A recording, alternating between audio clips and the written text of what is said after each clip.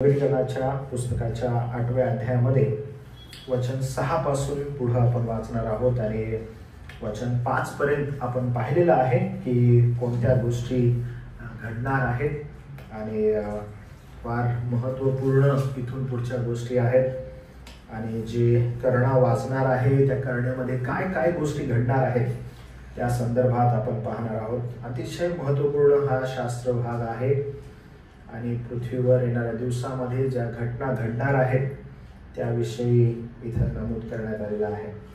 आपण पाहिलं की ज्या वेळेस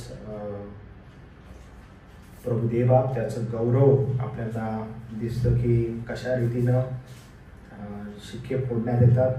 शिक्के फोडल्यानंतर ज्यावेळेस 7वा शिक्का फुटला जातो, 7वा शिक्का फुटल्यानंतर सुमारे अर्धा तास निवांत झालेला आपल्याला दिसतं आणि निवांत झाल्यानंतर आपण पाहतो की फारच विलक्षण गोष्टी घडायला सुरू होतात। इनफॅक्ट योहान पण एकदम स्तब्ध आहे असं आपल्याला आढळतं जी घटना घडत आहे त्यावर, आणि त्याला पण जी गोष्ट आहे अर्धा तास निवांत मध्ये काही कळत नाहीये की काय घटना होत आहेत, पण अचानकपणे त्याला काही गोष्टी दिसण्यात येतात। एक देवदूत दिसत आहे आणि आपण मागचा जो आपला बायबल स्टडी आहे त्याच्यामध्ये आपण पाहिलेलं होतं की ते देवदूत कसा आहे, यांचं कनेक्शन गॅब्रियल आणि जे सामर्थ्यशाली जे देवदूत आहेत त्यांच्याबरोबर कसं त्यांची तुलना केली जाते।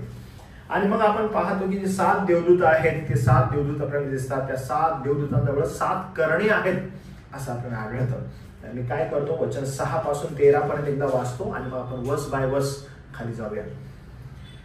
प्रकटीकरण 8वा अध्याय आणि वचन 6 पासून मी पहिला एकदा वाचतो, नंतर वर्स बाय वर्स आपण जाऊ की नेमक्या घटना काय घडत आहेत आणि त्याचं विशेष करून असणारं अर्थ काय आहे आणि अर्थविवरणाकडे आपण जाऊया। वचन 6 पासून पुढे, मग ज्या 7 देवदूतांजवळ 7 करणे होते ते वाजवण्यास ते सिद्ध झाले। आणि मला कोणी सांगेल आठवणीत आहे का तुम्हाला करणे कधी वाजवण्यात येत असं तुम्हाला आठवतं? मी काय बोललेलो बरोबर, विजयी किंवा एखादी घोषणा, महत्वपूर्ण घोषणा आहे त्यावेळेस करण्यांचा ध्वनी निघायचा, विजयी घोषणा किंवा एखाद्या फार महत्वाचा जर निरोप सांगायचा आहे तर करणे वाजवण्यात येत होते। जुन्या कराराचे संदर्भ आपण पाहिलेले तुम्हाला जर आठवत असतील तर। आणि मग या ठिकाणी ही करणे वाजवण्यात येत आहेत आणि ते करणे साधेसुधे लोक नाही तर हे देवदूत वाजवत आहेत आणि देवदूतांजवळ 7 करणे आहेत आणि ते वाजवण्यास सिद्ध झालेले आहेत। आणि 7वं वचन म्हणतं, पहिल्या देवदूताने करणा वाजवला तो रक्तमिश्रित गारा अग्नी उत्पन्न होऊन त्याची पृथ्वीवर वृष्टी झाली। तेव्हा पृथ्वीचा तृतीयांश जळून गेला, झाडांचा तृतीयांश जळून गेला व सर्व हिरवे गवत जळून गेले। दुसऱ्या देवदूताने करणा वाजवला तो अग्नीने पेटलेला मोठा डोंगरासारखे समुद्रात काही टाकले गेले।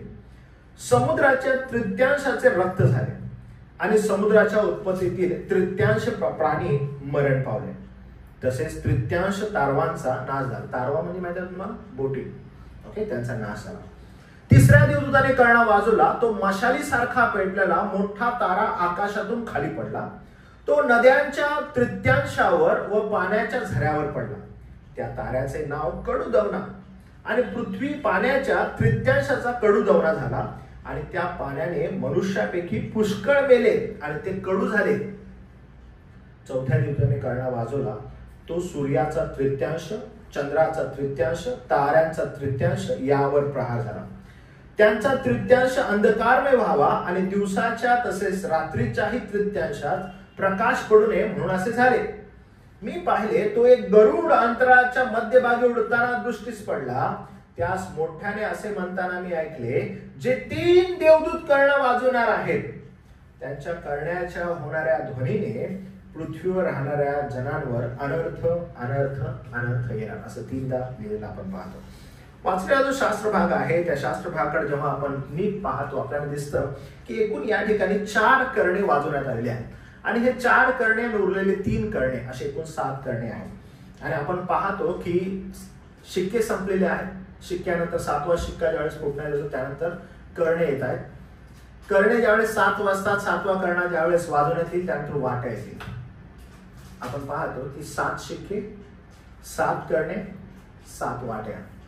आणि वाट्या ज्या आहेत तो लिटरल स्वरूपात देवाचा जो क्रोध आहे तो आपल्याला दिसणार आहे, पण या ठिकाणी आपल्याला दिसत आहे की फार मोठ्या प्रमाणात गोष्टी घडत आहेत आणि ह्या घडत असताना काय नेमकं ह्याच्या अगोदर घडलेलं आहे ते आपण जरासं प्रस्तावनेमध्ये पाहूया. मला तुम्हाला सांगू दे की प्रगटीकरणाचं पुस्तक अनेक गोष्टी क्लोज करत आहे. आपण पाहतो की उत्पत्तीचा ग्रंथ जो आहे, उत्पत्तीच्या ग्रंथामध्ये अनेक गोष्टी घडलेल्या आहेत, विशेष करून पहिला, दुसरा, तिसरा अध्याय. आणि आपण पाहतो की माणसाच्या पतनानंतर अनेक गोष्टी उदयास आलेल्या आहेत आणि त्या सेटल होणं फार गरजेचं आहे. विशेष करून परमेश्वरानं जे दिलेले श्राप आहेत, आपण पाहतो की आदामाला, हवेला, सर्पाला दिलेला श्राप, प्रभू येशू ख्रिस्ताचं 3:15 मध्ये असणारं आगमन, या संदर्भात असणारं अभिवचन, त्याच्यावर असणारा विश्वास, त्या अनेक गोष्टी आपल्याला दिसतात की उघड झालेल्या आहेत. इनफॅक्ट मनुष्य जो आहे म्हणजे पुरुष जो आहे, पुरुषा संदर्भात जी गोष्ट सांगितलेली आहे आणि त्याला सांगण्यात येत आहे की कशा रीतीनं जो मिळालेला श्राप आहे त्यावर पाहणं गरजेचं आहे आणि येशू ख्रिस्ताद्वारे त्याला मिळालेला आशीर्वाद काय आहे. त्याचबरोबर स्त्रीलाही ज्या वेदना आहेत, जे कष्ट आहे, ज्या कष्टातून जी जात आहे, मंडळीमध्ये कशा रीतीने तिनं राहणं गरजेचं आहे. म्हणजे हा जो त्रास आहे, या त्रासाकडे पाहत असताना तिनं कुठं संतुष्टता म्हणून पाहणं आवश्यक आहे. म्हणजे हा जो प्रवास आहे, पुरुष आहे, स्त्री आहे, त्यांचा प्रवास आहे, कुटुंब आहे, त्यांचा प्रवास आहे, जगाकडे पाहण्याचा तुमचा दृष्टिकोन कसा असावा, या सर्व गोष्टी मंडळीला सांगण्यात आलेल्या आहेत. कारण त्याची सुरुवात उत्पत्तीमध्ये होत आहे आणि अनेक कठीण प्रसंगातून मनुष्य जात आहे. त्याच्या प्रवासामध्ये अनेक गोष्टी आहेत. परमेश्वराने दिलेले नियमशास्त्र असो, नियमशास्त्रानंतर अनेक गोष्टी घडत आहेत. परमेश्वराने त्याची पवित्रता प्रगट केली आणि त्या पवित्रतेपर्यंत तुम्ही येणार नाही म्हटलं, पण तरीही घडत असताना पूर्णत्व जे आहे, म्हणजे तुम्हाला जमणारच नाही, तुम्हाला होतच नाही माझ्या पवित्रतेमध्ये येण्यासाठी, असं ज्यावेळेस परमेश्वर म्हणतो त्यावेळेस तो त्याचा एकुलता एक पुत्र देऊन टाकतो. आणि ज्यावेळेस त्याचा एकुलता एक पुत्र देतो, प्रीतीचं सर्वोच्च उदाहरण तो समोर आणतो. आपण पाहतो याला सुवार्ता म्हणतात. आणि मग या सुवार्तेवर जो कोणी विश्वास ठेवतो, या सुवार्तेवर जो कोणी विसंबून राहतो, त्याला देवा कसं तारणार आहे, त्याला कसं सार्वकालिक जीवन देणार आहे. जर समजा त्याचं तारण झालेलं आहे तर कशा रीतीने परमेश्वर देव आपल्याला स्वर्गामध्ये ठेवणार आहे. किती अद्भुत रीतीने अभिवचन परमेश्वरानं त्या संदर्भात दिलेले आहेत की येशू ख्रिस्त आपला तारणारा, येशू ख्रिस्ताने घेतलेलं ओझ, याविषयी तो म्हणत आहे. आणि मग येशू ख्रिस्त म्हणत आता मी जात आहे आणि मंडळीला तो काही गोष्टी सांगून जातो की लक्षात घ्या मंडळी, तुम्ही कशा रीतीने जीवन जगा, कठीण आहे प्रसंग, मी तुमच्या पुढे जात आहे, मी तुमच्यासाठी पुढे जाऊन जागा तयार करतो. हे सर्व तो सांगत आहे आणि सांगत आहे की जो कोणी विश्वास ठेवत नाही त्या संदर्भात कोणत्या गोष्टी घडणार आहेत. आणि मग त्या घडणाऱ्या गोष्टी याविषयी प्रगतीकरण आपण पाहतो की 4थ्या अध्यायानंतर अनेक गोष्टी रिव्हील झालेल्या आपल्याला कळत आहेत.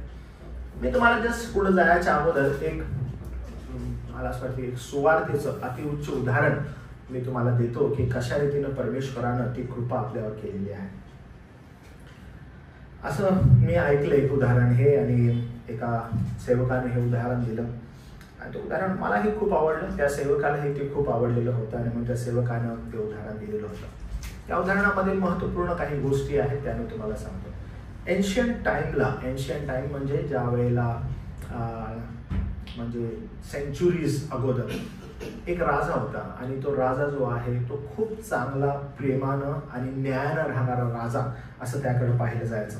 आणि ह्या एन्शियंट टाइममध्ये भरपूर संपत्ती या राजाकडे होती आणि ही संपत्ती भरपूर असताना अचानकपणे राजाला असं समजलं की आपल्या राज्यामध्ये माझा जो खजाना आहे त्या खजानामधून सोनं गायब होत आहे. आणि तो राजा आहे तो फार व्याकुळ झाला की माझ्या राज्यातून जो प्रीतीनं भरलेला आहे, जो न्यायानं भरलेला आहे, तो राजा म्हणतो की माझ्या यातून सोनं गायब होत आहे. तर सोनं हे जे गायब होत आहे तर तो अनाऊन्स करतो की जो कोणी हा सोनं चोरणार आहे तो जर भेटला तर त्याला 10 कोडे मारावे. जर इन्व्हेस्टिगेशन केलं, जर तो भेटला तर 10 कोडे मारा. 10 कोडे मारणं याचा अर्थ फार वेदना आणि फार कठीण गोष्टीतून जावं लागणार होतं. पण तो चोर काही भेटला नाही. 1 महिना गेला, दुसरा महिना आला आणि पुन्हा चोरी जी आहे ती होत आहे. पुन्हा अनाउन्समेंट झाली आणि म्हटले की यावेळेस 20 कोडे मारावे. आणि ते फार भयंकर होते. कोडे मारणं हे फार भयंकर होतं. एन्शियंट टाइमला फार विचित्र कोडे मारले जायचं, मांस निघायचं, जे आपण येशू संदर्भात पण पाहतो. आणि मग 3 महिने झाले आणि व्यक्ती सापडलं नाही. त्यानं अनाऊन्स केलं की आता 30 कोडे मारले जावे. आणि त्यानंतर तरी सापडलं नाही. 4था महिना आला आणि 4थ्या महिन्यामध्ये पुन्हा एकदा अनाउन्समेंट झाली की आता 40 कोडे मारावे. 40 कोडे मारणे याचा अर्थ मरणदंड. आणि मग मननदंड जे आहे ते देण्याची घोषणा करण्यात, कारण तो प्रीतीचा होता आणि तो दयेचा होता आणि तो न्यायी असल्या कारणानं त्यानं ती त्याची जे एक्स्ट्रीमनेस आहे तो अजून दूर दूर नेला. आणि 4थ्या महिन्यानंतर 5व्या महिन्यामध्ये तो चोर भेटला. तुम्हाला आश्चर्य वाटेल, तो चोर दुसरा तिसरा कोणी नसून त्याची मुलगी होती. आणि त्याची मुलगी होती. आणि मग आता हा न्यायी राजा काय करणार याच्याकडे सर्वांचं लक्ष लागलेलं होतं. आणि मग तिला पकडलं. तिनं फार व्याकुळतेनं क्षमा मागितली. पण तिला पकडल्यानंतर आता जो राजा आहे त्यानं जे निर्णय केलेला आहे की तिला त्या कोड्याचा मार तिला देणं गरजेचं आहे. आणि मग तिला ज्या पद्धतीनं कोडे मारण्यात येत असत त्या ठिकाणी तिला घेऊन गेले आणि संपूर्ण राज्यासमोर त्या पटांगणामध्ये तिला ठेवण्यात आलं. जो कोडे मारणार आहे तोही त्या ठिकाणी होता. आणि राजा आपल्या सिंहासनावर बसलेला आहे आणि त्याची मुलगी समोर आहे. आणि मग अनाउन्समेंट झाली की आता तिला कोडे मारायचे. कोडे मारत असताना अंगावरचे कपडे काढले जायचे आणि असे काढायचे नाही तर ते फाडले जायचे. आणि मग तिला पोटावर झोपलेलं असताना तोंड जे आहे ते त्या खोडात टाकण्यात येतं. आणि खोडात टाकल्यानंतर त्यानंतर तिला फटके मारण्यात येतात आणि तिला खोडात अडकवण्यात येतं. तिच्या पाठीवरचे कपडे काढण्यात येतात आणि तिला आता हातात चाबूक घेतलेला आहे. आणि राजा पाहत आहे, कारण न्याय त्याला दिलेला आहे आणि तो माघारी न्याय हटणार आहे. आणि अचानकपणे जो कोडं मारणार आहे तो आपला हात उंच करतो आणि राजा जोरात ओरडतो तिला पहिला फटका मारायच्या वेळेस की स्टॉप, थांबा, जोरात ओरडतो. असं म्हणाल्यानंतर सगळे थांबतात. मग राजा खूप जोरात खाली जातो आणि खाली जाऊन आपली जी मुलगी पडलेली आहे तिला तो म्हणत आहे की तशीच पडून राहा. आणि तो आपला जो कपडा आहे, आपला सदरा जो आहे राजाचा, तो जोरात फाडतो आणि तो त्याची जी मुलगी आहे तिच्या अंगावर पडतो. आणि जो कोडे मारणार आहे त्याला म्हणतो की आता तू कोडे मार. आणि तो जो आहे तो म्हणतो की कसं काय हे शक्य आहे, मी तिचे कोडे तुला कसे काय मारू. तर तो त्याला म्हणतो तिचा जो काही तिचा न्याय आहे तो मी माझ्या अंगावर घ्यायला तयार आहे. आणि मग त्याच घटकेला, त्याला ही घडलेली घटना आहे असं म्हणतात, इतिहासामध्ये नमूद आहे, त्याच घटकेला त्याला ते कोडे जे आहेत ते मारण्यात येतात. आणि त्याला 40 कोडे मारल्यानंतर तो त्याच ठिकाणी तो राजा मृत्युमुखी पडतो आणि तिच्या मुलीला कोणत्याही प्रकारची इजा होत नाही. तर सुवार्तेचं अतिउच्च उदाहरण असं त्याला संबोधण्यात येते की ही घटना घडलेली आहे. तुम्हाला मी सांगू, येशू ख्रिस्तानं फक्त एका मुलीचं पातक नाही तर संपूर्ण विश्वासाऱ्यांचं, मंडळीचं पातक स्वतःवर घेतलेलं आहे. आणि त्याला जर कोणी ताडलेला आहे तर तो खुद्द त्याचा पिता आहे. आणि ते कशाबद्दल बरं, तर तुमच्या आणि माझ्या पातकाबद्दल. आणि त्यामुळं आपल्याला सार्वकालिक जीवन मिळालेलं आहे जे आपण वाचत आहे. यातून तो तुम्हाला आणि मला त्यानं पार नेलेला आहे की तुम्ही आणि मी ह्याच्यामध्ये कधी जाऊ नये, तुम्ही आणि मी हे कधी पाहू नये, तर तुम्ही आणि मी प्रभू येशू ख्रिस्तामध्ये सार्वकालचं जीवन जगणारं असावं हे अभिवचन ख्रिस्तानं आपल्याला दिलेलं आहे. म्हणून जेवढं धन्यवाद प्रगटीकरणाचं पुस्तक वाचत असताना, विशेष करून त्याचं अध्ययन करत असताना आपण प्रभूला द्यावा तेवढं कमी आहे. कारण ज्यावेळेस आता करण्यांसंदर्भात आपण बघतो तर इथं काय लिहिलंय बघा, पृथ्वीच्या पर्यावरणाचा नाश. आणि ही सुरुवात आहे, ही सुरुवात बिलकुल अशीच आहे की पृथ्वीवर जे काही पर्यावरण आहे, पहिल्या 4 करण्यामध्ये परमेश्वर देवा पृथ्वीचं जे काही पर्यावरण आहे त्या पर्यावरणाचा नाश होत आहे. आतापर्यंत आपण शिक्के पाहिले आणि शिक्क्यांसंदर्भात ज्यावेळेस आपण पाहिलं अनेक गोष्टी रिव्हील होत होत्या आणि त्यापासून मंडळी केंद्रित होत्या, मंडळी केंद्रित गोष्टी घडत होत्या. कशा रीतीनं लोक सळोपळो करत होते, कशा रीतीनं जो ख्रिस्त विरोधक आहे तो आलेला होता, कशा रीतीनं गोंधळ माजलेला होता. या ठिकाणी आता परमेश्वराचा डायरेक्ट न्याय आपल्याला दिसत आहे. तो डायरेक्ट न्याय कुणावर आहे, तर डायरेक्ट न्याय सरळ सरळ पृथ्वीवर आहे. आणि पृथ्वीवर काय घडत आहे बघा, प्रस्तावनेमध्ये आपण दिसतं, देवानं जेव्हा जग निर्माण केलं तेव्हा त्याने मानवाला पृथ्वीच्या पर्यावरणाबद्दल किमान 2 स्पष्ट आज्ञा दिलेल्या आहेत. आणि त्या 2 स्पष्ट आज्ञा कोणत्या होत्या बरं? पहिली आज्ञा म्हणजे उत्पत्ती 2रा अध्याय आणि 28व्या वचनाचा ब भाग, खालचा भाग, समुद्रातील मासे, आकाशातील पक्षी, पृथ्वीवर संचार करणारे सर्व प्राणी यावर सत्ता चालवा, असं परमेश्वर देवा बोललेलं होतं. त्याच्यावर तुम्ही काय करा, सत्ता चालवा.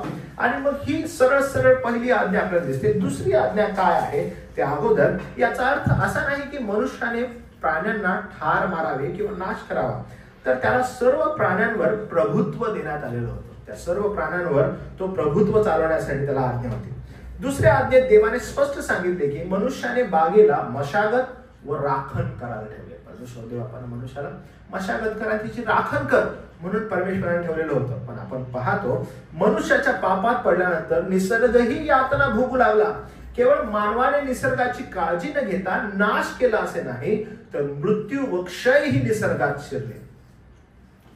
फार भयानक रीतीनं मृत्यू आणि क्षय या निसर्गामध्ये पातकानंतर घडलेली गोष्ट. म्हणून इंट्रोडक्शनला मी तुम्हाला सांगितलं की जे काही उत्पत्तीच्या ग्रंथामध्ये घडलेलं आहे त्याचं पूर्णत्व जे आहे ते परमेश्वर देवा करत आहे. वन्स फॉर ऑल आता काय करणार आहे, पूर्णत्व करणार आहे. आणि मग ही गोष्ट आपल्याला दिसते, कारण रोमकरास पत्र 8:22 मध्ये असं लिहिलं आहे, कारण आपल्याला ठाऊक आहे की संबंध सृष्टी आजपर्यंत करत आहे व वेदना भोगीत आहे.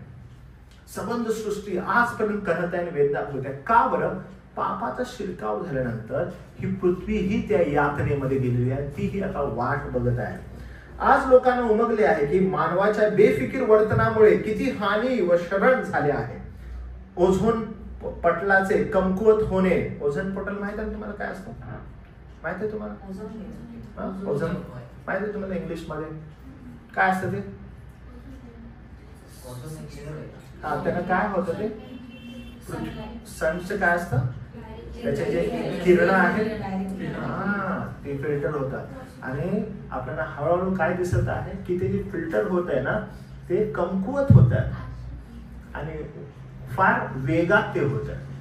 आणि म्हणून आपण ग्लोबल वॉर्मिंग ज्याला म्हणत आहे ते खूप मोठ्या प्रमाणात होत आहे. प्रदूषण, वर्षावनांचा नाश, वायुमंडळातील उष्णता ज्याला ग्लोबल वॉर्मिंग आपण म्हणतो, या गोष्टी सतत वृत्तपत्र माध्यमांमधून दाखवल्या जातात.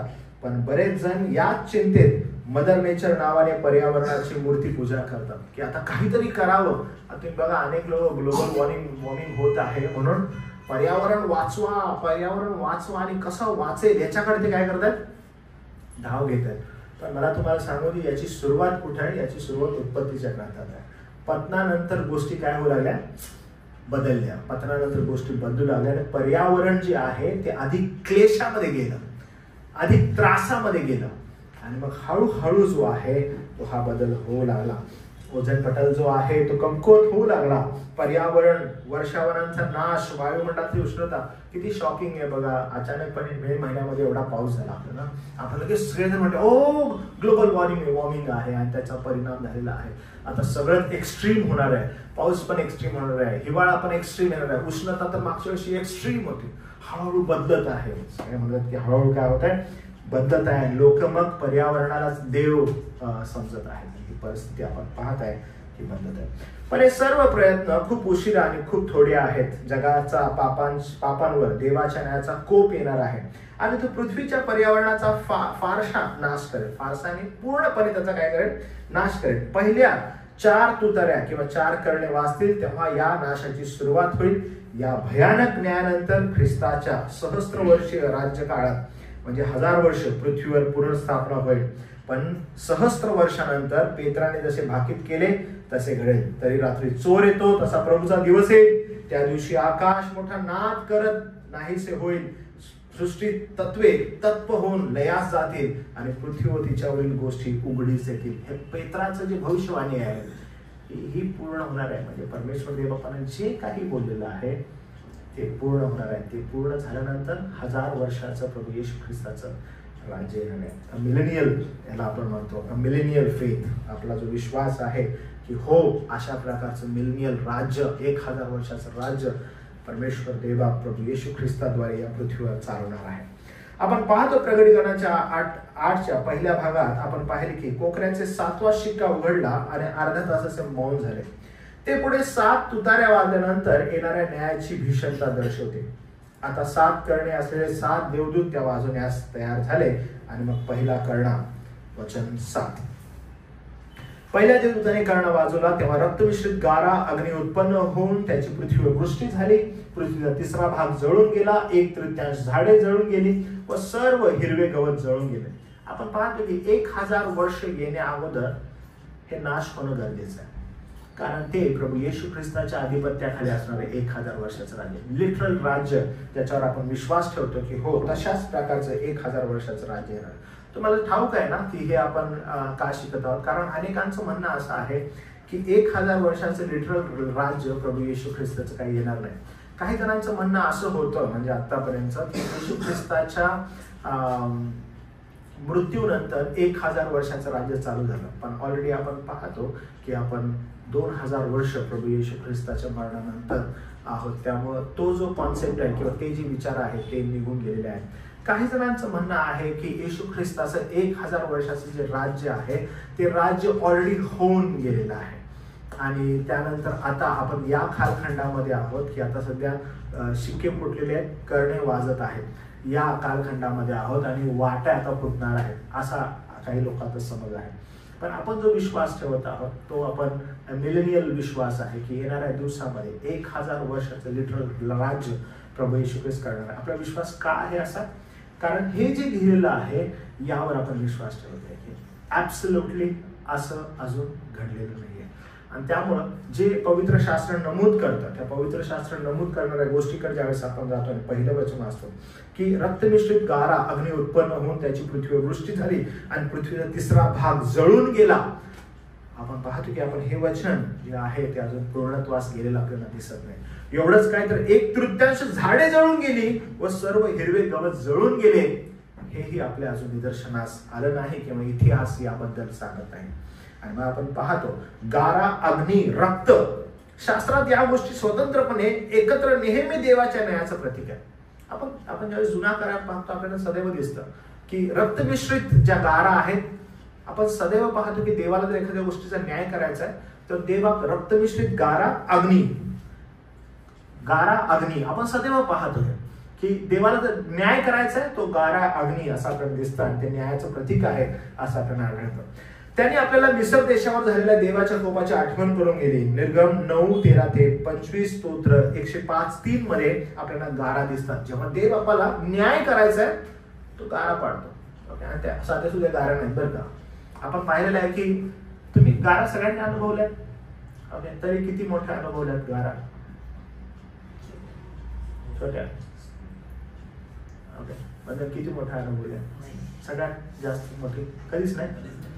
ओके, नाही छोट्या तरी किती? एवढ्या? हो, मी पण अनुभवलेले आहेत. आणि माझा एक अनुभव आहे, मी आद्विक एवढा असताना आमच्या सांगलीला होतो आणि सांगलीला असताना एक गारांचा सडा जो असतो ना तो अनुभवलेला आहे मी. आणि गारांचा सडा इन द सेन्स ढीग लागलेला, म्हणजे लिटरली असं एक 6-6 इंचाचा जो थर असतो ना तेवढा थर अनुभवलेला मला आठवतो. ज्याच्यामध्ये बसून खेळलेलं माझ्या लक्षात आहे की हाताने उचललेल्या गारा वगैरे. त्याच्यानंतर परत कधी अशा आढळल्या नाहीत, पण तेवढ्या. पण त्याच तुम्ही जे म्हणतात तेवढंच ते साईज जी आहे ती छोटी छोटी साईज होती. पण जे आपण पवित्र शास्त्रात पाहतो त्याच्यामध्ये गारांची साईज जी आहे ती गारांची साईज फार मोठी. आणि जेव्हा कधी कधी मला वाटतं मागच्या वर्षी एकदा ससाने सरांनी एक व्हिडिओ पाठवलेला होता, कुठल्या तरी देशामध्ये गारा पडत होता आणि त्या गाड्यांचा जो साईज आहे तो एवढा मोठा होता की एखाद्या गाडीवर पडला तर बेंड येत होता गाडीला, म्हणजे गाड्यांना बेंड येत होता किंवा गाड्यांच्या काचा फुटत होत्या, एवढा मोठा गारा. आणि आपण पाहतो की मिस्रामध्ये ज्यावेळेस गारा पडल्या जनावरे मेली होती, म्हणजे किती मोठ्या गारा असतील त्या.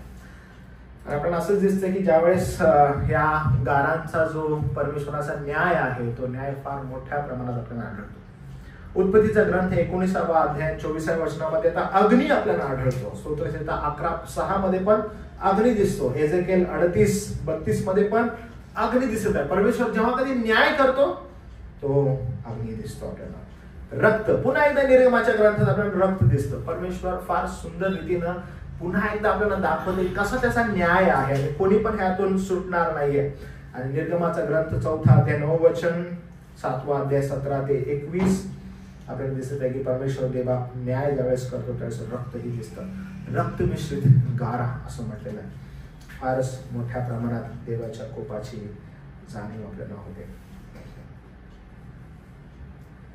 आपण वारंवार ज्यावेळेस परमेश्वरा संदर्भात विचार करतो, आज सकाळी मी ना आर.सी. स्प्रोलला ऐकत होतो आणि आर.सी. स्प्रोल जे आहेत ते एका गोष्टीवर बोलत होते आणि अचानक बोलत असताना त्यांनी एक विषय काढला आणि त्या विषयामध्ये ते असे म्हणाले की आपण वारंवार ज्यावेळेस कधी परमेश्वरासंदर्भात बोलतो, त्याची कृपा, त्याची प्रीती, त्याची दया, त्याची करुणा, त्याचं देणं, त्याचं प्रोव्हिजन याविषयी येतो. आणि आपण त्या ओघामध्ये हे वारंवार विसरून जातो की परमेश्वर देवा पवित्र आहे आणि परमेश्वर देवा न्यायी आहे. या दोन गोष्टी फार महत्त्वपूर्ण आहेत ख्रिस्ती जीवनामध्ये, असं ते म्हणाले. आणि त्यामध्ये ते असं म्हणाले की ज्यावेळेस परमेश्वर हा पवित्र आपल्याला वाटतो त्यावेळेस हे समजून चाला की परमेश्वराला अपवित्रता सहन नाही होत. आणि ॲज सून ॲज परमेश्वराला अपवित्रता सहन नाही होत त्या ठिकाणी परमेश्वराचा न्याय तुम्हाला दिसतो. आणि ज्या ठिकाणी तुम्हाला परमेश्वराचा न्याय दिसतो त्या ठिकाणी परमेश्वराचा कोप तुम्हाला आढळतो. आणि हे किती रिलेट आहे बघा. पण ज्यावेळेस आपण परमेश्वराच्या दयेकडे बघतो आपल्याला आढळत नाही, त्याच्या करुणेकडे बघतो आपल्याला आढळत, त्याच्या प्रीतीकडे बघतो आपल्याला आढळत नाही. पण ऍट द टाइम आपण म्हणतो की परमेश्वर पवित्र आहे, तुम्हाला ह्या सर्व गोष्टी दिसतात. तुम्ही पहा बरं, 24 वडील 4 प्राणी असंख्य देवदूत त्याला काय म्हणतात? पवित्र पवित्र पवित्र. आपण पाहिलं स्वर्गामध्ये त्याचं नाव काय ठेवलं? सेनाधीश परमेश्वर पवित्र पवित्र, गौरव मान सन्मान तुझा आहे.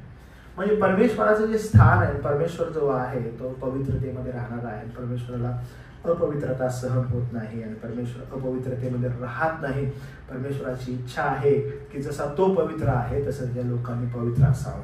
आणि परमेश्वरासाठी संधान साधणं, परमेश्वरासाठी बोलणं हे मनुष्याला शक्य आहे का? नाही, तुमचं पाप त्यासमोर आड भिंतीप्रमाणे आहे असं शास्त्रलेख म्हणतो. पण प्रभू येशू ख्रिस्ताची कृपा आपल्यावर झाली, त्यानं मंडळीसाठी प्राण दिला आणि आपला दरवाजा खुला केला. म्हणून बघा, प्रत्येक पत्र लिहित असताना संत पॉल ज्यावेळेस मंडळीला नमूद करतो त्यावेळेस तो असं म्हणतो, पवित्र जन, निवडलेले, नेमलेले, पवित्र जनासाठी वेगळे केलेले. तो मंडळीला वारंवार लिहित असताना म्हणतो, तुम्ही पवित्र जन, पवित्र जन, पवित्र. कारण तेच लोक परमेश्वराच्या विसाव्यामध्ये येऊ शकतात, बाकीचं कोणच नाही. आणि ज्या ठिकाणी पवित्रता आहे त्या ठिकाणी न्याय आहे, ज्या ठिकाणी न्याय आहे त्या ठिकाणी देवाचा कोप आहे. आणि मग या ठिकाणी आपण पाहतो की देवाचा कोप आहे. देवा काय करताय? त्याचा कोप आहे. कोपाची आठवण आपल्याला दिसते. म्हणून त्याचा जो पहिला जो आहे अग्नी रक्ताचं मिश्रण, योएल 2:30 मध्ये आपल्याला आढळतं. अग्नी आणि रक्ताचं मिश्रण. आणि आकाशात पृथ्वीवर चिन्हे दाखवीन, रक्त, अग्नी, धुराचे काम, योएलच्या संदेशामध्ये लिहिलं आहे. काही अभ्यासक सुचवतात की हे सर्व प्रचंड भूकंपानंतर घडलेले परिणाम आहेत. काही जे अभ्यासक लोक आहेत, हे कसं शक्य आहे बरं? रक्त, अग्नी आणि धुराचे खांब जे आहेत हे कसं शक्य आहे, हे कसं येतं? तर काही अभ्यासक असं म्हणतात, वैज्ञानिक दृष्टिकोनातून ते असं म्हणतात, तर प्रचंड भूकंपामुळे ज्वालामुखीचे उद्रेक होऊ शकतात व त्यामुळे जळणारा लावा हवेत फेकला जाऊ शकतो.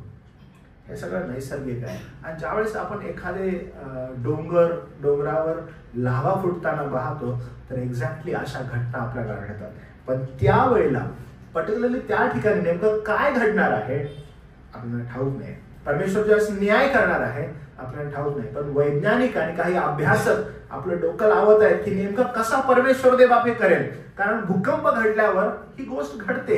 भूकंप घडल्यावर जे डोंगर आहेत, जे उंच डोंगर आहे, ज्यातून लावा येतो, ज्वालामुखी ज्यावेळेस फुटतो त्यावेळेस नेमकं जे गोळे आहेत, मोठे मोठे गोळे, अग्नी आणि धूर जो आहे त्यासमोर फेकले जातात आणि दूर दूर फेकले जातात. आणि आपण पाहतो की हे काय साधी सोधी गोष्ट नाही. मी तुम्हाला सांगतो, जर 1/3 भाग या गोष्टींनी जाणार आहे तर तुम्ही विचार करा, या पृथ्वीवर जेवढे उंच डोंगर आहेत त्याच्यातून लावा फुटणं गरजेचं आहे. आणि आपण पाहतोय फार डेंजर आहे. की कसं होऊ शकेल हे आपल्याला ठाऊक नाही. अशा परिस्थितीत गारा, अग्नी व रक्तासारख्या घटना घडू शकतात. पण शास्त्र सांगते ते पृथ्वीवर टाकले गेले म्हणून ह्या घटनामध्ये देवाचा हस्तक्षेप नाकारता येत नाही.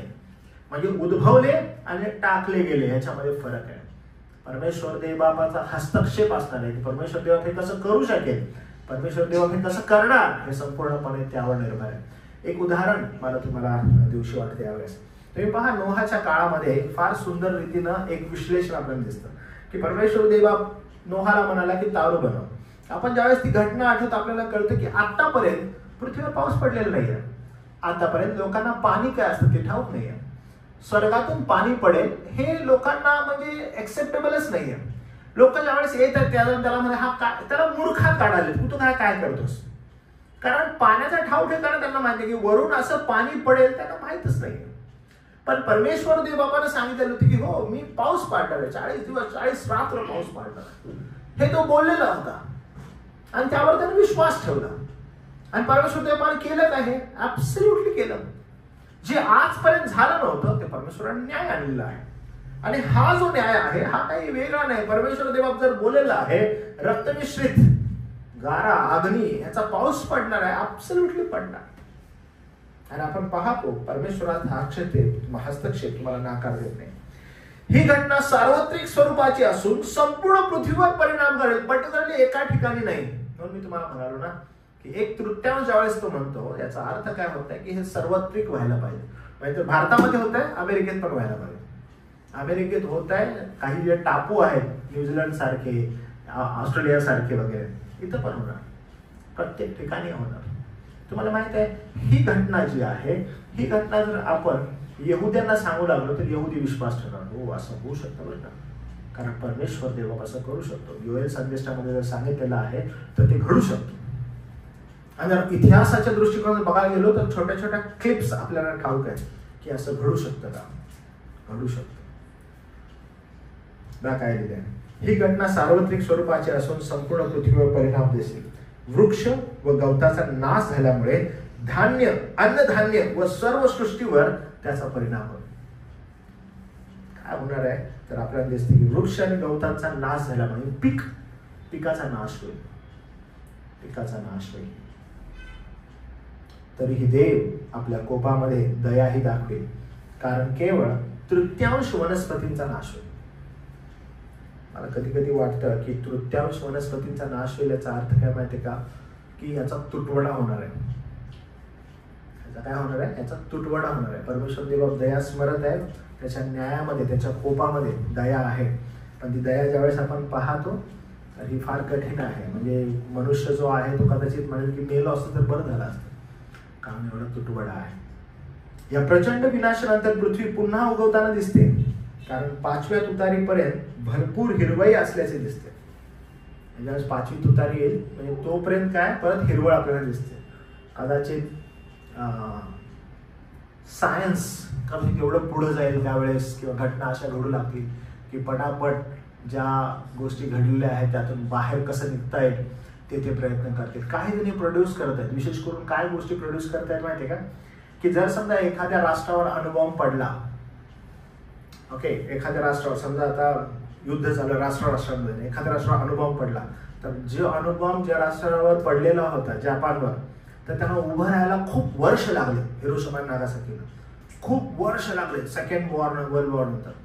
आणि लोक आता तो प्रयत्न करत आहेत की कसं फास्ट आपल्याला सेट होता येईल. म्हणजे डॅमेज कंट्रोल जे आहे तेही आजकाल लोकांच्या डोक्यामध्ये आहे. म्हणजे ते हे नाही म्हणत आहे की हो आम्ही रिलॅक्स आहे, कोण आमच्यावर बॉम्ब टाकतं बघू मग आम्ही बघू कसं करायचं. नाही, आज मनुष्य पुढे जर विचार करत आहे की जर समजा असं झालंच डॅमेज कंट्रोल कसा करता येईल आणि किती फास्ट आम्ही ह्याला रिकव्हर करू.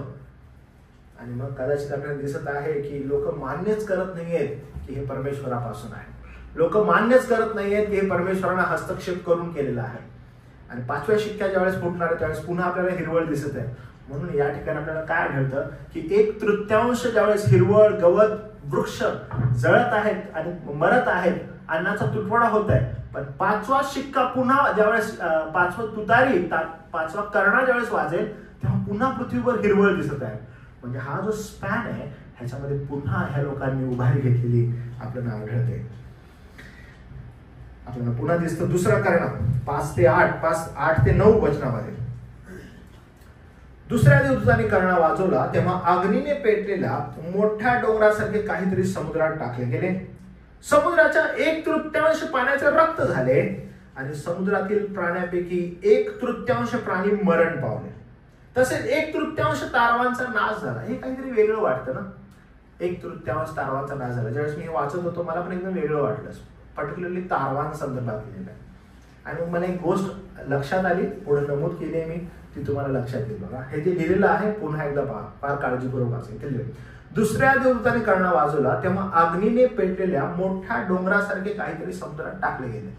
ओके, मोठ्या डोंगरासारखं समुद्रात काहीतरी टाकलं गेलं. तुम्हाला कधी इतिहासामध्ये असं आढळतं की काहीतरी पडलेलं आहे कुठेतरी? कोणाला आढळतं, आठवतं काहीतरी? असं उल्का वगैरे सारखं काहीतरी? एखादी हिस्ट्री तुम्हाला माहिती आहे? कुठेतरी उल्का पडलेली आहे आणि काय घडतं त्या ठिकाणी वगैरे? ओके, तुम्हाला हे ठाऊक आहे की जर समजा उल्का पिंड जे असतं ते जर फोर्सनी पृथ्वीला लागलं तर काय होऊ शकतं ह्याचा कधी विचार केलाय तुम्ही कोणी? भूमिकंप होऊ शकतो, बरोबर. अजून काय होऊ शकेल? समजा ही पृथ्वी आहे, ओके, ही गोल पृथ्वी आहे आणि ही पृथ्वी आपण म्हणतो की फिरत आहे, उल्कापिंड आहे, ओके, उल्कापिंड अशी आहे, एखादं उल्कापिंड येतं आणि उल्कापिंड येऊन फोर्सफुली त्या पृथ्वीला लागतं. काय होऊ शकेल त्या पृथ्वीला? खड्डा होऊ शकेल, बरोबर, खड्डा होईल. अजून काय वाटतं तुम्हाला? वाटतं ती अशीच थांबेल, ती सहन करतो? तडा जाऊ शकतो. ती ज्या फोर्सनं लागेल त्याला, तुम्हाला असं वाटतं ते डॅमेज होईल? हो. आणि तुम्ही बघा डोंगरासारखं म्हटलं, काय दिलंय? डोंगरासारखं. आपण समजून घेऊया काय नेमकं. ओके, दुसऱ्या दिवसाने कर्ण वाजवल्यावर योहानाने अधिक नाशाचे चिन्ह पाहिले. ओके, योहानाने काय केलं? पहिला जो तुतारी होती, कर्ण होता, त्याच्यापेक्षा अधिक नाश पृथ्वीचा, त्या पर्यावरणाचा झालेला आपण पाहतो.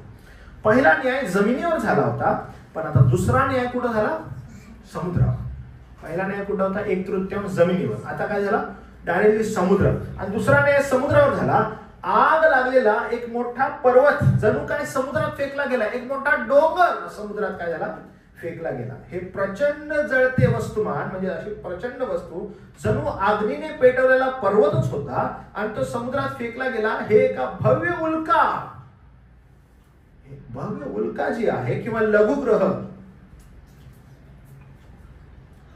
म्हणजे हे सगळं काय झालं? एखादा ग्रह जो असतो तो पडलेला आहे किंवा उल्का आहे ती आहे, आपल्याला माहित नाही हे नेमकं काय आहे, पण अशातच काहीतरी. म्हणून त्याला उपमा काय दिली? डोंगरासारखा, पर्वतासारखं काहीतरी पृथ्वीच्या वातावरणात प्रवेश केल्यावर ते अग्नीप्रमाणे प्रज्वलित झाले. आणि हे आहे बरं का असं, जेवढी एखादी उल्का असते, उल्का म्हणजे काय? एखादा दगड किंवा एखादा मोठा तुकडा, तो ज्या फोर्सने येतो ना, तो येत असताना त्याचा अग्नी बनतो, म्हणून त्याला तसं म्हटलेलं आहे. जर काही पृथ्वीवर फोर्सने येतं तर काय होतं? ते जळतं, कारण त्या फोर्सद्वारे, त्या हवेच्या घर्षणाने काय होतं?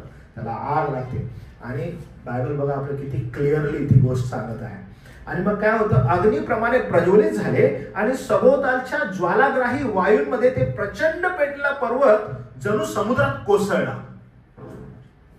तो कोसळला. म्हणजे जसा तो जवळ येतो, तुम्ही जर अजून, माझी इच्छा आहे की तुम्ही जरासं गेले आणि तुमचा वेळ जर तुम्ही थोडासा युट्यूबमध्ये जाऊन चेक केलं की उल्का एखादी फिरते किंवा उल्का एखादी पृथ्वीवर पडते तर ती किती वेगात येते, आणि वेगात येत असताना तो जो फोर्स आहे तो फोर्स उत्तेजित करतो आणि त्याला आग लागते.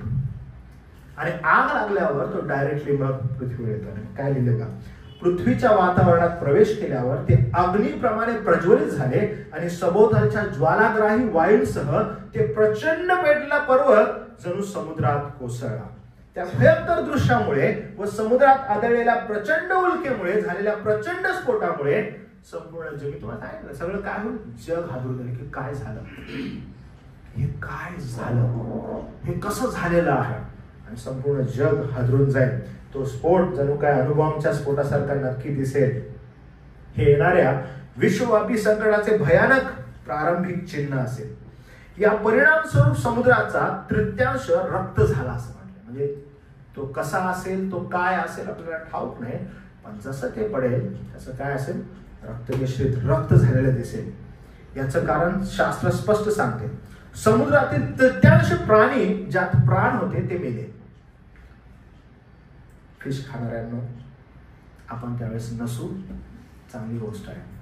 आणि त्यावेळेस प्राणी जे असतील ते काय होतील? मरून जातील. ओके, 1/3 प्राणी जे आहेत, 1/3 प्राणी त्यात प्राण होते ते मेले. आता ठाऊक नाही आपल्याला या उल्केमध्ये असं काही आहे विषारी, वी डोंट नो नेमकं काय आहे, पण ते ज्यावेळेस पडेल समुद्रामध्ये ते रक्त असेल असं म्हटलं. समुद्रातील सर्व जे 1/3 प्राणी आहेत ते मरतील. या विशाल उल्कपातामुळे असंख्य समुद्री प्राण्यांचा नाश होईल. प्रत्यक्षात लिहिले आहे की समुद्रातील जिवंत प्राण्यांपैकी तृतीयांश मरतील. या समुद्री प्राण्यांच्या संहारामुळे पाण्याचा रंग रक्तासारखा होईल. ओके, नो काय होणार आहे. त्या प्रचंड आघातामुळे महाकाय भरती सुनामी उठेल. म्हटलं ना तुम्हाला, सुनामी उठल्यावर काय होतं, ज्यामुळे तृतीयांश जहाजे नष्ट होते. म्हणजे पडल्यावर काय होईल, फोर्स होईल आणि फोर्स झाल्यावर लाटा उसळतील आणि लाटा उसळून त्या जहाजासंदर्भात लिहिलं. किती जबरदस्त आहे ना पवित्र शास्त्र. आपल्याला सुनामी काय आहे आता कळते. पवित्र शास्त्र किती सुंदर याचं विश्लेषण ऑलरेडी करते की कशा रीतीनं सुनामी येईल नक्की आणि जहाज नष्ट होतील. पर्टिक्युलरली तारव काय होतील, नष्ट होतील. समुद्रावर चालणाऱ्या जगातील तृतीयांश जहाजे उलटून जाणे हे जगातील व्यापार व अर्थव्यवस्थेसाठी गंभीर संकट ठरेल. तुम्ही कदाचित सुनामीचे व्हिडिओज पाहिले असतील ना, कसे जहाज जे आहेत ते डुबले गेले, जहाज कशी उलटले गेली, कारण लाटा ज्या उंच आलेल्या होत्या त्यांनी पूर्ण जहाजच गिळून घेतले.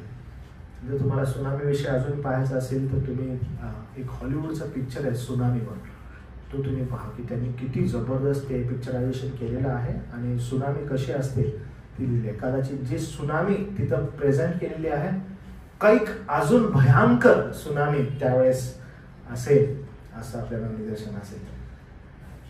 या प्रचंड भरती लाटांमुळे किनाऱ्याची शहरे व त्यातील रहिवासीही वाहून जातील. देवाच्या न्यायामुळे समुद्रावर होणारा हा प्रलयकारी विध्वंस वर्णातीत आहे. ओके, म्हणजे हे फार सुंदर आहे. आपल्याला हे दिसत आहे कशा रीतीने हा नाश आहे. देवाला धन्यवाद की आपण त्यावेळेस नसो. तिसऱ्या दिवशी करणा वाजवला तेव्हा मशालीसारखा पेटलेला मोठा तारा आकाशातून खाली पडला. तो नद्यावर व झऱ्यांच्या 1/3 पाण्यावर पडला. त्या ताऱ्याचे नाव कडुदवना. पाण्याचा 1/3 कडुदवना झाला आणि त्या पाण्याने माणसांपैकी पुष्कळ माणसे मेली, कारण ते कडू झालेले होते. ते मला सांगा की पहिला करणा वाजला आणि आघात कुणावर झालेला आठवत तुम्हाला? कशावर झाला आघात? पहिल्या करणानंतर पृथ्वी, दुसरं समुद्र, तिसरं पाणी, नद्या नाले ज्यातून पाणी पितो आपण. आणि ॲज सून ॲज त्यावर तो घात झाला, त्या पाण्याचं कडुदवना झालं. त्याचं नावच कडुदवना होतं. ते एवढं कडू होतं, फक्त कडूच नाही पण जे लोक ते पाणी प्याले ते मरून गेले. जेव्हा तिसरा देवदूत करणा वाजवला तेव्हा एक महान तारा आकाशातून पडला, जणू दिवट्याप्रमाणे पेटत होता. आकाशातून एक प्रचंड जळता वस्तुमान खाली कोसळले, ज्याचे वर्णन महान तारा ॲस्टर असे केले आहे. तो एखादा धूमकेतू म्हणजे कॉमेट किंवा उल्का मेटॉर असू शकतो. तो दिवट्याप्रमाणे पेटला होता. हे वर्णन धूमकेतू असण्याची शक्यता अधिक दृढ करते. ओके, ग्रीक भाषेत इम्पॉस दिवटी कंदील हा शब्द प्राचीन काळी धूमकेतूसाठी वापरला जात असे. योहान लिहितो की हा जळता तारा नद्यांच्या तृतीयांश भागावर पाण्याच्या झऱ्यावर पडला. त्यामुळे पृथ्वीवरील गोड पाणी म्हणजे फ्रेश वॉटर प्रमाण प्रचंड प्रमाणात दूषित झाले.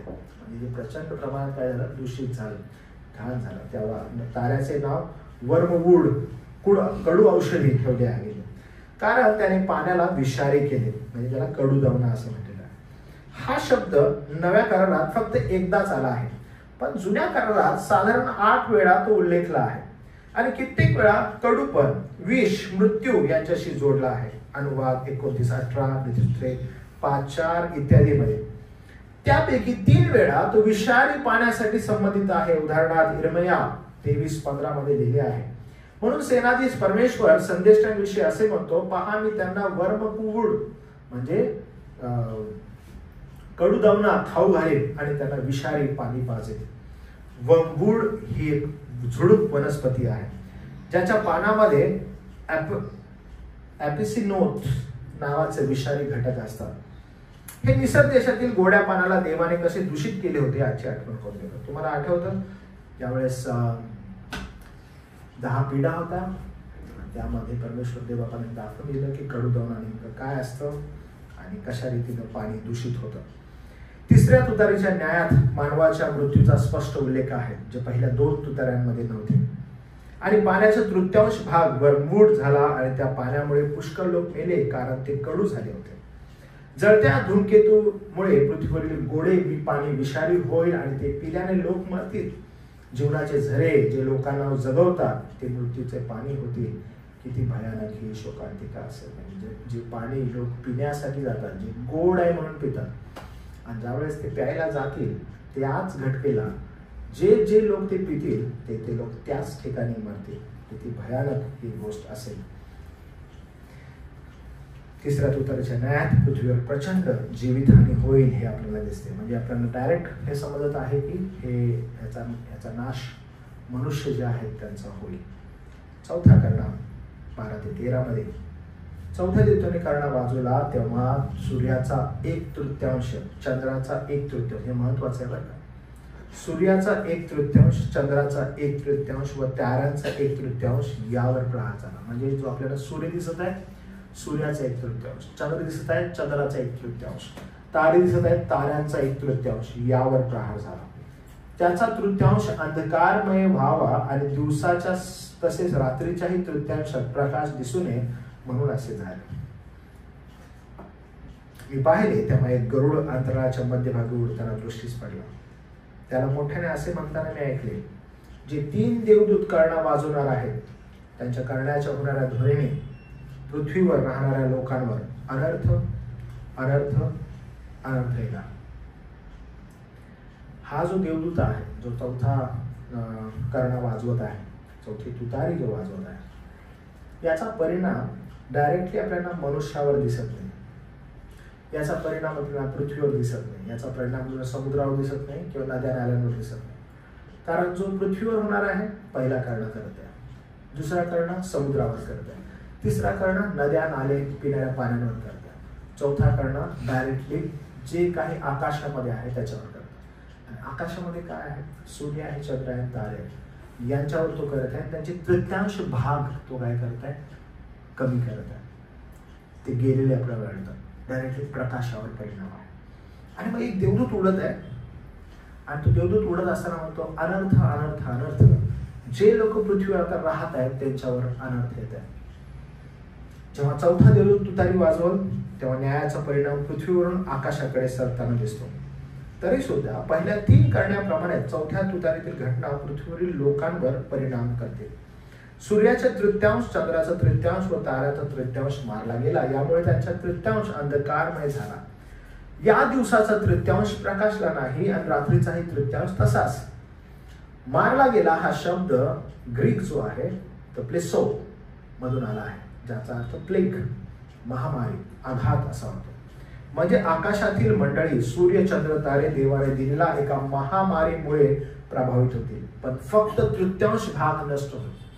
परमेश्वर देवा घात करेल आणि केवळ 1/3 भाग त्यांचा नष्ट होईल. तृतीयांश हा शब्द या वचनात 6 वेळेस आला. म्हणजे 2 वर्षामध्ये 6 वेळेस तृतीयांश हा शब्द आला.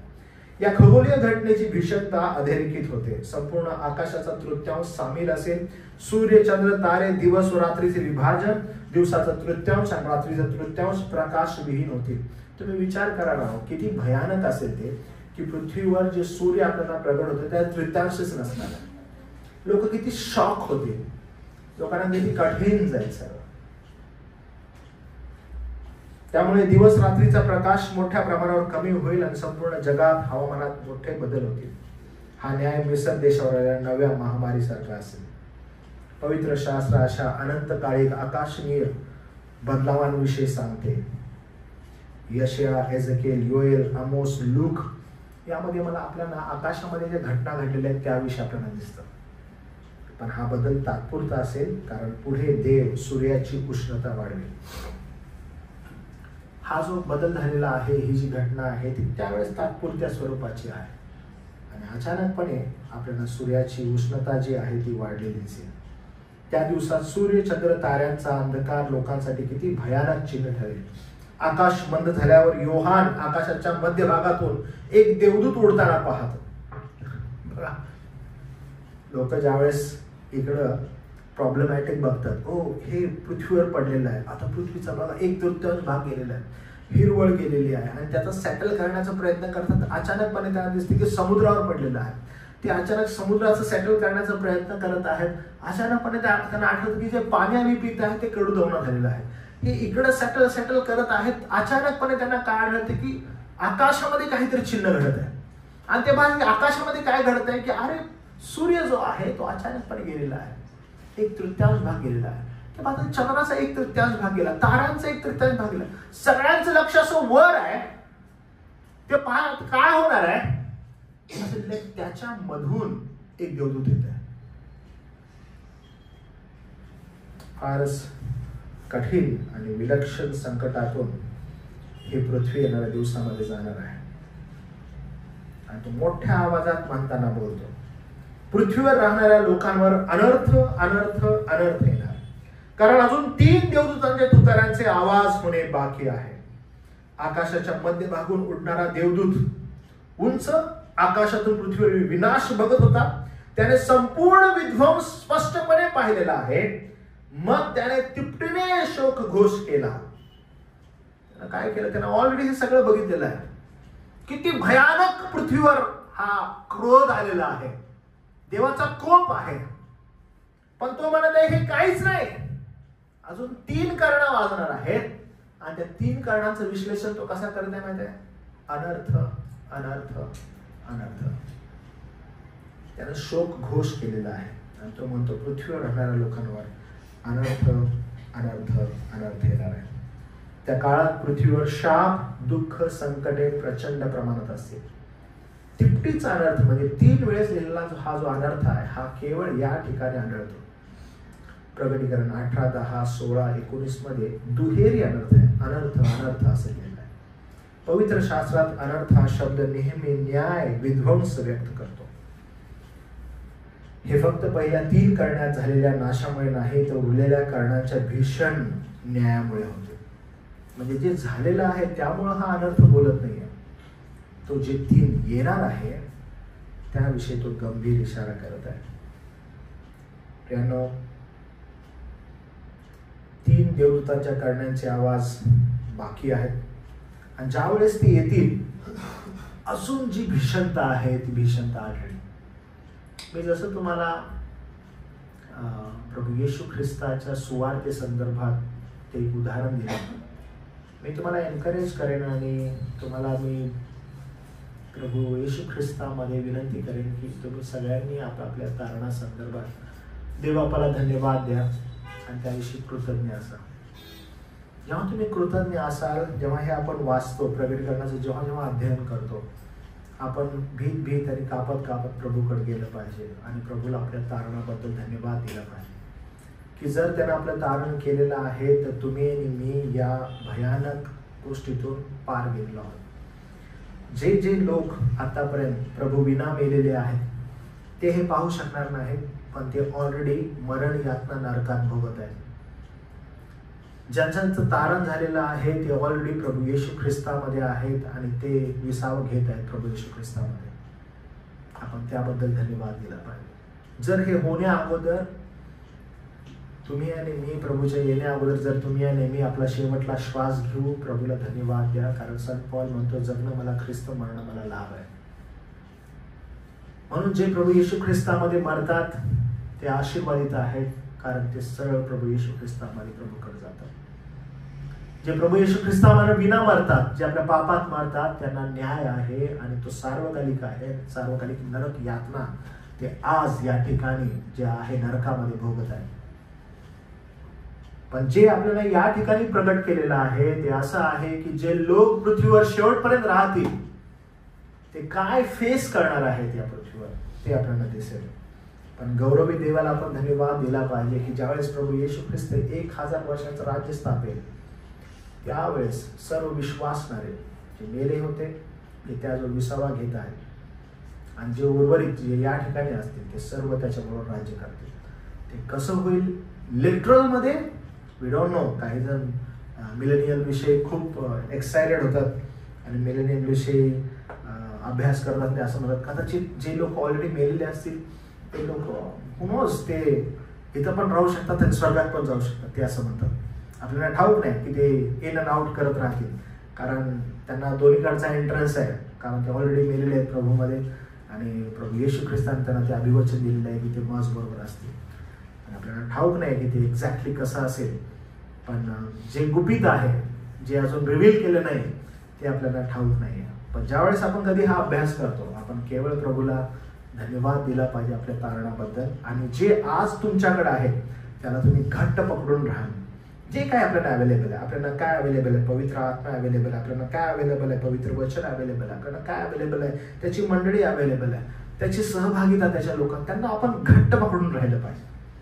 आपण म्हटलं पाहिजे की प्रभूने हे मला दिलेलं आहे आणि माझ्या शेवटल्या श्वासापर्यंत मी याला घट्ट पकडून राहील, ह्याच्यामध्ये मी आनंदित आहे, मी कधी ह्याच्यापासून पळून नाही जाणार. प्रभूला धन्यवाद देऊ. हे अभिवचन प्रभूने आपल्याला दिलं, एवढं सुंदर वचन दिलेलं आहे. प्रभू येशू ख्रिस्तामध्ये आपल्याला इतकं छान रीतीनं आपलं तारण दिलेलं आहे. देवाला धन्यवाद देऊ. या शिक्षणाबद्दल प्रार्थना करूया आपण. प्रभू देवा, या वेळेला आम्ही तुझे मनापासून आभार मानतो. आम्ही प्रभू 4 करण्यांविषयी देवा शिकलेलो आहोत. किती सुंदर रीतीनं प्रभू देवा त्यामध्ये तुझं प्रगटीकरण होतं. आम्हाला किती सुंदर रीतीनं प्रभू त्यामध्ये तू शिकवतोस की पृथ्वीवर कशा प्रकारे देवा करण्यांच्या द्वारे न्याय येणार आहे.